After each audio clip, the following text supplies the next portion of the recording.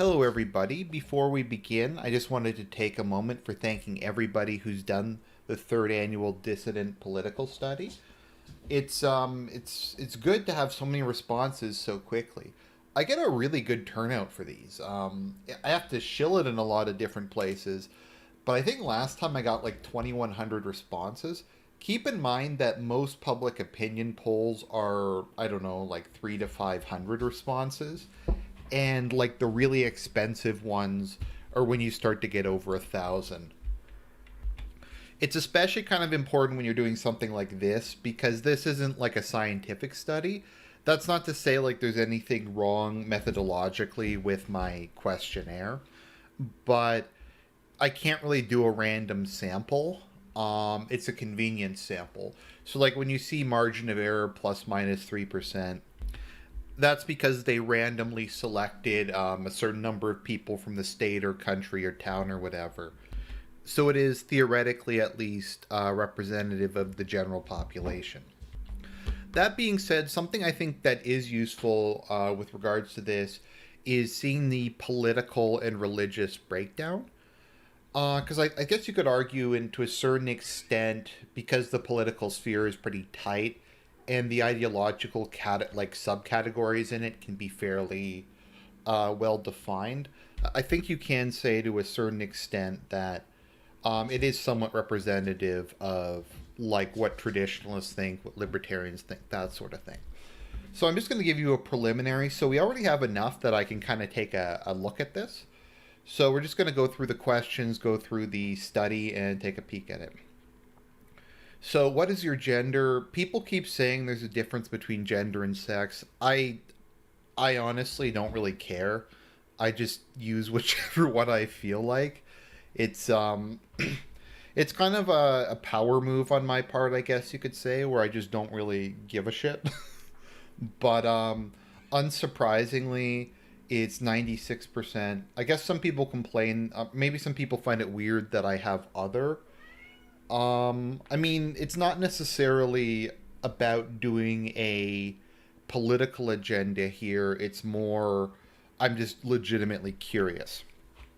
The problem is if you're doing a scientific study, there's no real statistical information on how many trans or bi or whatever people there are in a particular area.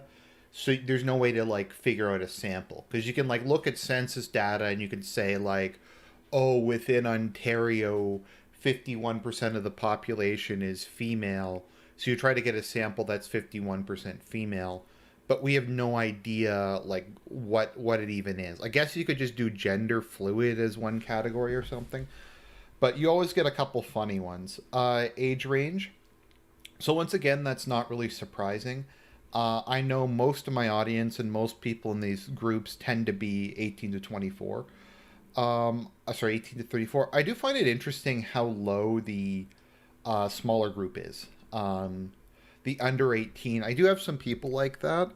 I always feel a little awkward when I have viewers who are kind of under 18. I just kind of don't want to get people involved in really controversial politics when I think they're kind of too young to know what they're doing. Because if they get doxxed or something, it can kind of screw them up for life, and they may not have kind of learned to be cautious yet. So that's interesting. So let's take a peek at this. How did you initially come across dissident/alternative political circles? I don't say dissident right because that term isn't like widely accepted or universally accepted. And there are like a lot of people who are in this general sphere who come on shows or whatever who might not describe themselves as being right-winged. Like they might be like an atheist, but they're still like kind of socially conservative or something like that. So YouTube and Facebook are the two major ones. So that's kind of interesting. Not that many people from who were kind of red pilled from somebody in particular. So what I do is when I'm done this, I will go through and recode these. So like this will probably be recoded, I don't know, to website or something. Probably to blog. That'll probably be recoded to blog. Um, I think that's kind of it. What religions you most identify with? That's very unsurprising. Catholics are, I think, almost always overrepresented in the far right or the dissident right or whatever. Also, obviously, I'm Catholic, and most of the people who I talk to or I got to share this, like Earl of Grey, are also Catholic. So they're going to be overrepresented. Um, Other Christian, I've just seen that on some other studies. Sometimes, and this is kind of one of the things with survey design, you deliberately don't define things.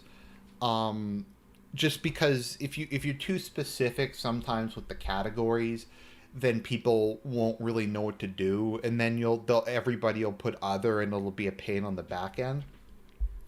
So other Christians supposed to be like non-denominational. If people consider Jehovah's Witnesses or Mormonism or whatever to be other Christian, they would put themselves in that category. Yeah, so Mormonism, neo-paganism, agnostic atheist, Baha'i. I don't know where I'll put Baha'i. Maybe under Eastern religion? It's kind of its own thing. So political views, not surprising. Traditionalist is the biggest one. Um, Once again, people sometimes kind of complain about. I'm not trying to be like mean or like complain about. I'm just trying to explain like the process because I find it interesting. I took in Canada. You take two fourth year seminar courses, and I did my. Well, this isn't a secret. This isn't doxing. I've talked about it. I did my undergrad in political science, and both of my fourth year courses I took in survey design. So, someone put Nasbel. So, we have traditionalist, third position. I don't know, maybe nationalists shouldn't have been under this, but a lot of people just describe themselves that way. Right wing socialist would be someone like my friend Serp. Broadly broadly right winged is how I describe myself, but we have conservative. It's nice if we could get like over 100 for each of these categories, we could really get a good breakdown. So we have some people who put liberal, some people who put centrist. Um, I'll have to see. I'll probably combine socialist and broadly left wing. I just have them in there. I don't know, just for consistency's sake. Ecological ethno nationalist, so that will be put into third position. Marxist Leninist will be put into socialist. Distributism will be put in traditionalist. So we'll go through that kind of thing. Racist will be third position. Let's see here. So this one is kind of interesting. So this was a question a bunch of people suggested that I think will be. There's not really a good graph of it, but this is what your parents' political views were. So we'll see which parent kind of impacts more. So it does look right away that mothers tend to be more left winged. So we'll take a peek at that, but that is an interesting finding. Then we have political views. Obviously, most people say they've become more radical. I know it's kind of a general question, but it'll be interesting to see the breakdown. Ideal economy. This is pretty much what I normally get. Obviously, I'd probably be in the regulated market economy. A lot of people put down religious or traditional, whatever that means. Flow of history, once again, these are kind of vague categories. I'm the dynamic myself, but unsurprisingly, most people put cyclical. I'm kind of surprised there's not more regressive. Then we have what area you'd like to live in. Unsurprising, small town and rural are winning. Uh, this one was kind of hard to program because I mean this is really ghetto. I'm doing this with Google Forms. It's not that Google Forms isn't like a good survey program, mainly because it's very very very good for a free one, but there's like some mildly advanced stuff you can't do. So this was another one I was interested. I'm glad people actually bothered to fill this one out. So I'm really interested to see what the final results are. So this is whether people are privileged or not. So blacks and Africans are really high. Amerindians are kind of in the middle or lower, which I'd actually probably agree with most of these. East Asians are in the middle, which I'd agree. Whites are disadvantaged. Muslims are advantaged. Women are. I'm surprised actually men aren't. Oh no, that's Muslims. Oh no, men are disadvantaged. So are white people. Jews. It's so high it doesn't even show. Look at that. Agnostics, atheists. I'd actually probably agree with most of these. People with disabilities. I'd agree with that. Maybe it's because I come from this category myself, but they're like the one victim group I have actual sympathy for. Yeah, the natural aristocrats. Political parties, maybe we'll talk about that later. It's not immediate. So this one was kind of interesting. So I went back and forth a lot on how I was going to do this. Um, and this is paranormal activity. Someone was asking about Bigfoot. That's largely just the influence of SERP, and it's in supernatural cryptids because he personally thinks it's supernatural. So it'll be interesting to see what the final of this is. I'm just kind of curious how many people in these circles believe in this kind of thing, and maybe I'll kind of give my personal views on this as we go. Let's see here. Other supernatural creatures. Demons are interesting. That's very high, actually. Higher than I'd expect. Miracles are also pretty high. So we have your favorite genres. I'm surprised horror is so low. Because it is the most right-wing genre, but science fiction's not unusual. Science fiction, high fantasy, historical fiction, those are all pretty straightforward. I actually added literary fiction because a lot of people were putting it as other, so I do sometimes tweak this. So classical, neoclassical is winning. Like that would include stuff like the soundtrack to Requiem of a Dream or stuff like from Zelda or a lot of like video game music. I call it neoclassical because it sounds a lot like classical music, like it uses an orchestra often and kind of similar stuff. Then we have primary racial ethnic background. So these are always kind because difficult because like there are like white Turks and like I don't know how you would count like Assyrians or like some Levantines or something. So it's kind of a blending.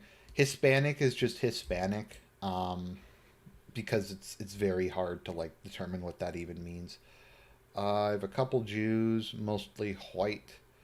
Then we have mental illness. So anxiety, depression is about a quarter, which isn't surprising. Autism's about 10%.